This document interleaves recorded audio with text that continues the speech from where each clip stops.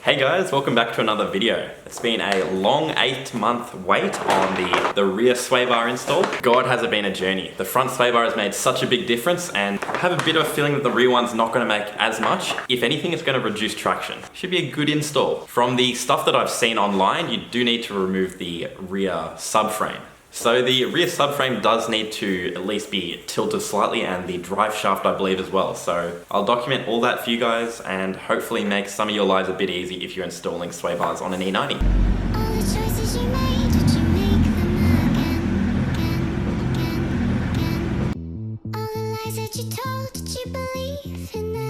So the first step of this install is obviously jack up the car, which we've already done. Then want to take the wheels off, and as the Bentley repair manual says to do, to remove the rear subframe, my coilovers need to come out in the rear, which from memory, it's just the lower control arm bolt needs to come out, which is a 21mm from memory. I will correct it up here if it's different. Then the fender lining needs to come out as you get access to the top of the strut up there.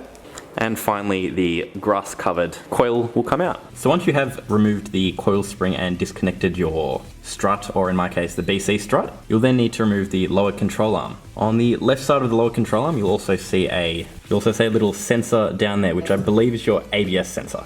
So that will need to be removed along with the bottom of this control arm right here. Okay, welcome back to day 3 now. Day 2 is a bit of a clusterfuck. We sort of just did some research and found out that we were going in the completely wrong direction. What we discovered was that the arm that attaches to the front of the subframe needs to actually come off to drop the subframe down. So we've gone and removed that. I think that was a M18 followed by a 16mm socket, which attached right there. We're now attaching the jack directly in the middle of the diff and slowly lowering the subframe. Be mindful of all these cables here when you're lowering the subframe, just so you don't break it.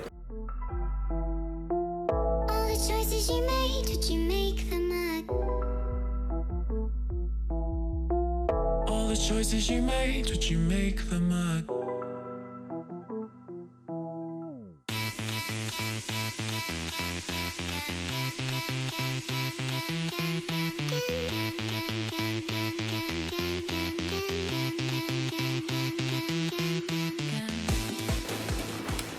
So there you go, the rear sway bar is finally out. The way we actually accomplish this, as I previously mentioned, jack supporting the subframe, and the subframe was just lowered just enough to finagle the rear sway bar out. Just be careful when lowering the subframe, as there are several brake lines, sensor wires and drive shafts in the way that can be easily damaged if the jack slipped or gets knocked. So here is a comparison between the 12mm original sway bar that came off the car and the brand new 20mm one. So there is between a 6 and 8mm difference. I don't know if this is 12 or 14mm. What do you think, fam? Pretty good fun getting this thing out, this spaghetti. This is probably a job that I would take to an actual mechanic to get done. It's not something that's user-friendly, unlike the front sway bar, which takes like 10 to 15 minutes. So I'll set up another time lapse and we'll get this done.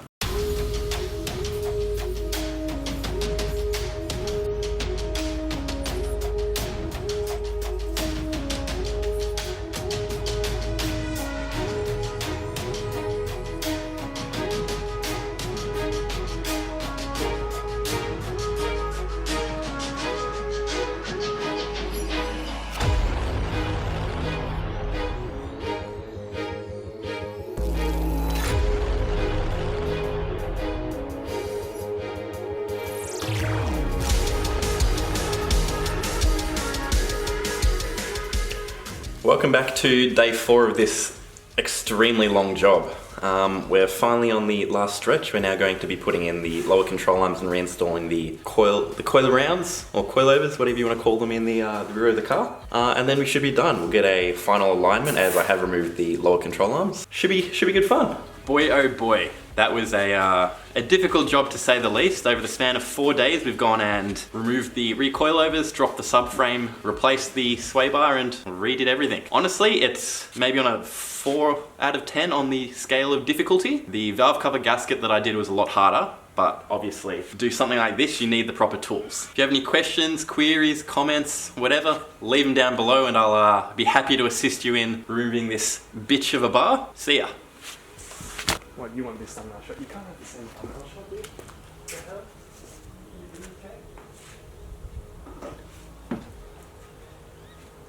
My car is dumping off 5 ton oil right now. Fuck. I just put a massive scratch in my bumper.